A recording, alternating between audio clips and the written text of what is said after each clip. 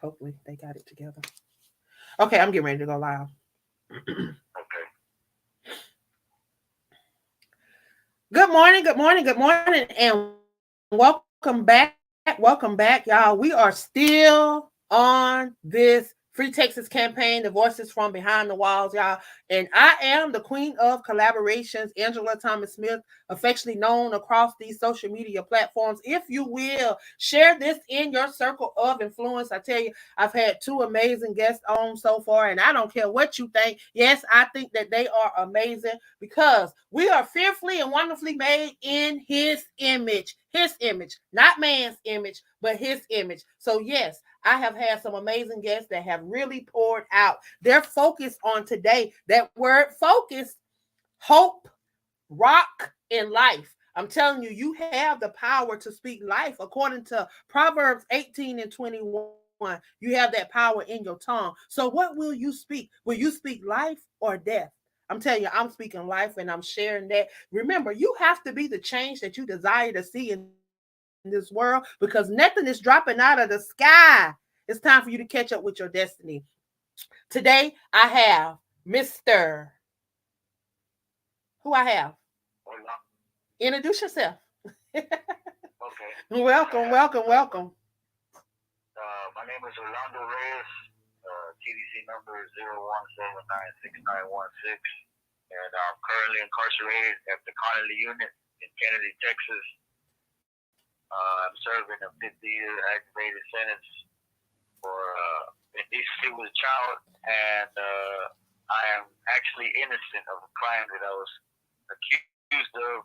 I've been incarcerated now 12 years, and I am very grateful for this opportunity to share my story with the world, and I have exhausted my remedies, but I am currently in the courts right now on an actual innocence appeal, and I'm hoping and praying God will deliver me this time.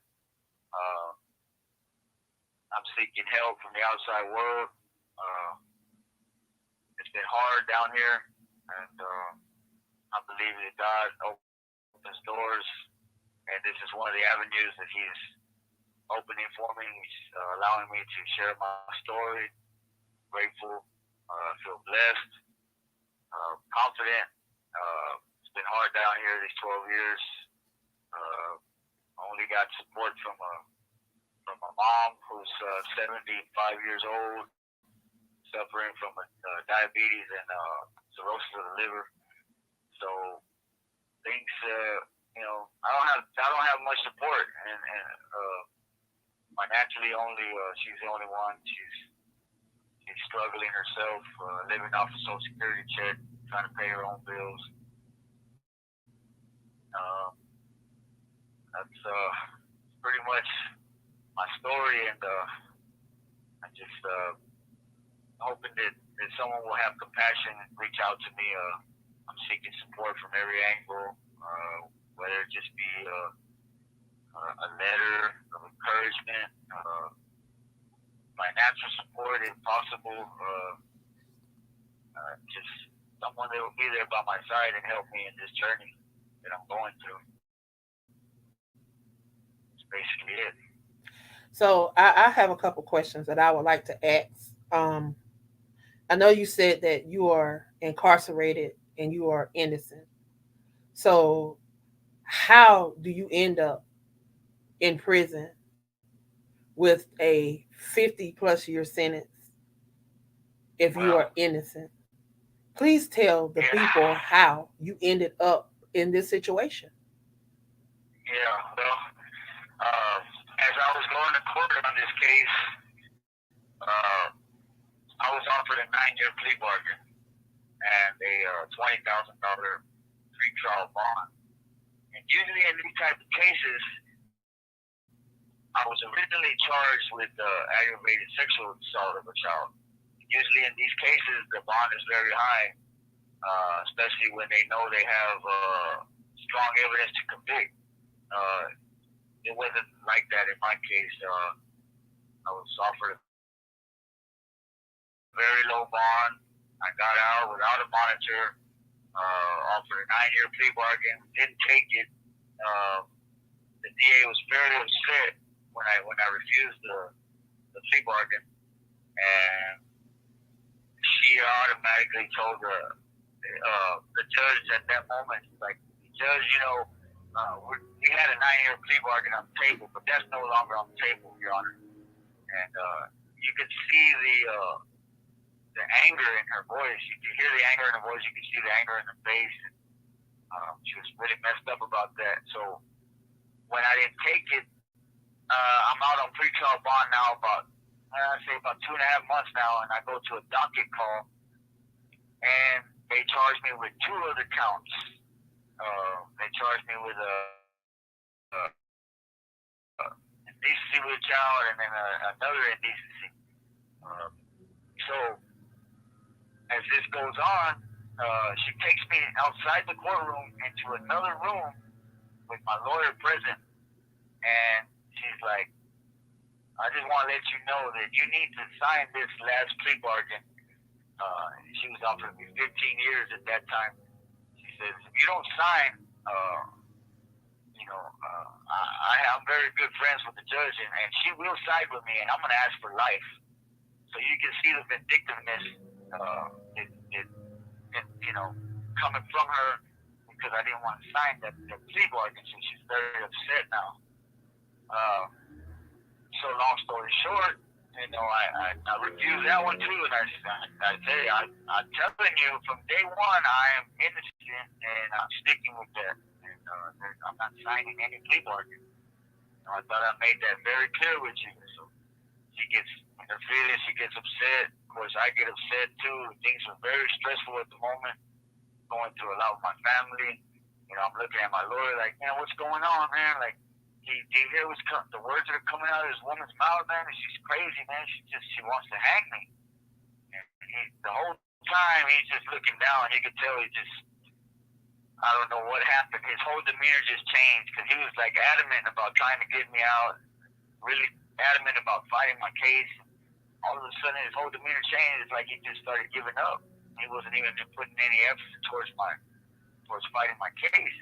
Of course, he was court appointed, wasn't paying him, but so fast forward to my trial date, and they decide to offer me one more plea bargain, 20 years, and I refused that one too. And here we are in court, and on the day of court, they decide to drop charges 2 and 3, counts 2 and 3, and just stick with one count. And so, mind you, the counts 2 and 3 were indecency with a child. Count 1 was aggravated sexual assault of a child. Well, according to the law, when you waive a count, it's no longer admissible after that point. Well, the judge abused her discretion and allowed the DA to admit that charge as a lesser included offense. So I get found not guilty for the greater offense of aggravated sexual assault of a child, but I get found guilty for the lesser included, which had already been previously abandoned and waived, which is no longer admissible. So the injustice that was done against me in court was horrible, man. And I didn't realize this type of this charge. I didn't realize that these charges, once they're waived, they cannot be readmitted. I didn't find out until about 2018, 2019 when I started doing my own case law research. And, I always felt in my spirit like, hey, there's something wrong here. There's something wrong here. And I hadn't even looked in the law books yet. So 2021, I started going down to the law library here in prison, here at the Connolly unit. And I started doing my own research. And I see in the law where it states where you cannot do that. And I found a bunch of cases upon it, and I started writing them all down. And then I get here, and my friend Cornell Drummer, he starts to help me with my case. I finally confided in him and found some trust with him. He started helping me. He's like, man, you need to check this out, man. You need to fight this right here. You got good issues. You got good argument right here. So he started helping me. We put it together by the grace of God. It's in the court right now. Currently looking at it, and I just hope and pray that God will find justice for me. Wow. That's all I got. That's sad. And then you have evidence proving that you are innocent, and they just forget about the evidence. It just, we put trust in the judicial system because they told us, to trust that justice will be served. But when you hear story after story after story after story after story like this, where the public defenders is working with the prosecutor and the judge, it's like it's just so sad that corruption is so blatantly in the state of Texas. You can Google corruption and all kind of things come up, and it's like nobody is doing nothing about it. And I am so saddened that this is happening.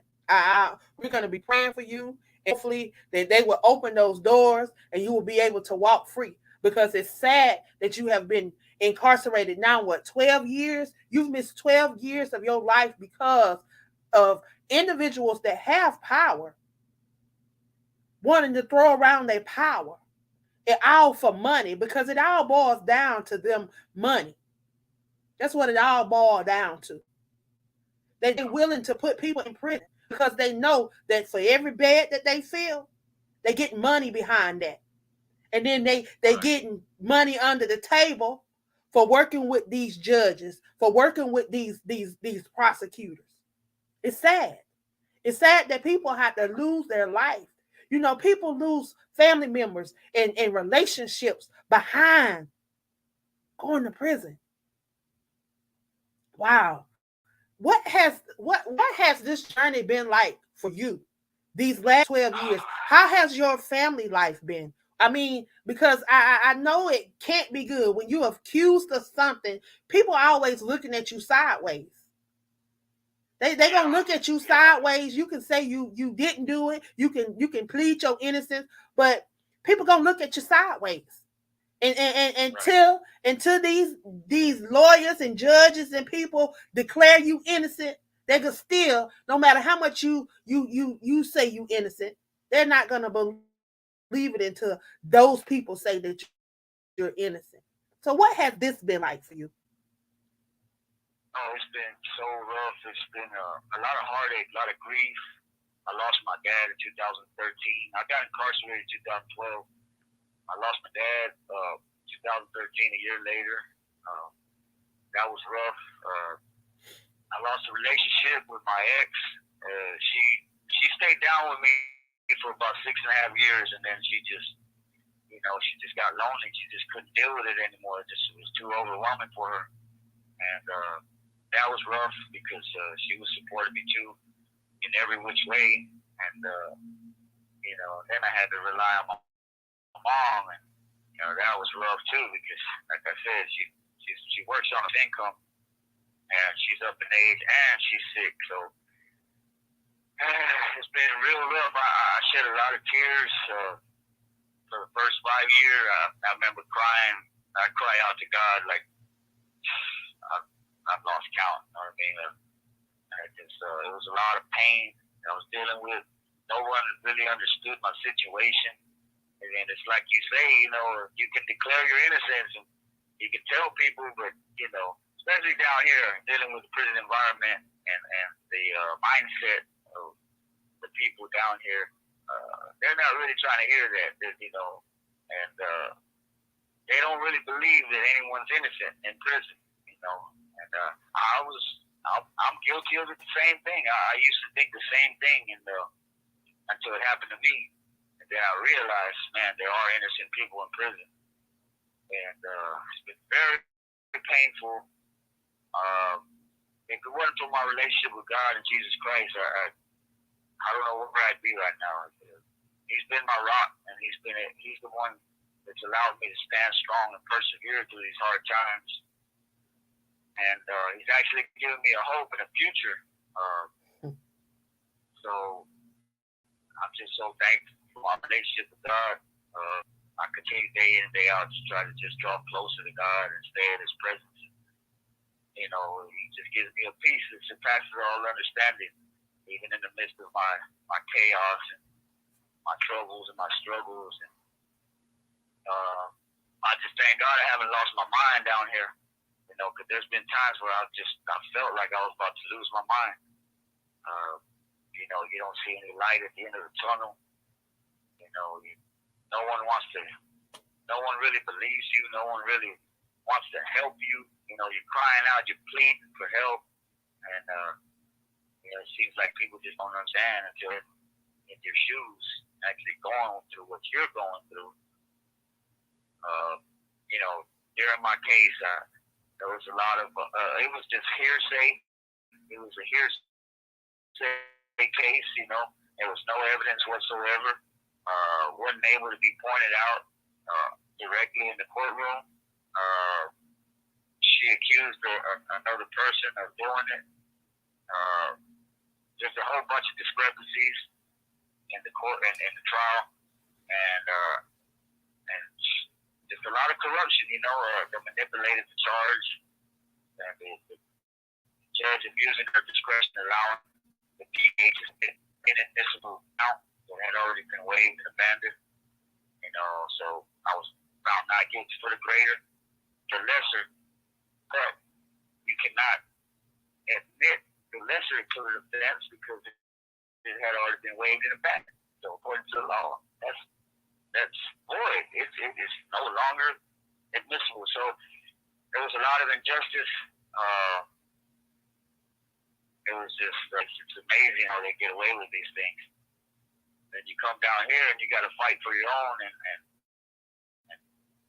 I wasn't financially stable like that. My people have money like that to hire a lawyer, you know, so I had to do what I could do with, you know, a jailhouse lawyer. You know, they really don't honor those things either. The courts are very, very picky on how they deal with things. But yeah, it's been hard. It's what do you do? It's been very hard. I'm you know, some days are better than others. You know, I'm getting by. You know. Well, I want you to stay encouraged and stay focused. I tell you, God dropped that word in my spirit as the last gentleman was on, and that word focus. Stay focused. Be free to be who God has called you to be. Know that you can overcome this through Christ. We have you can continue to speak life over yourself and watch what He do.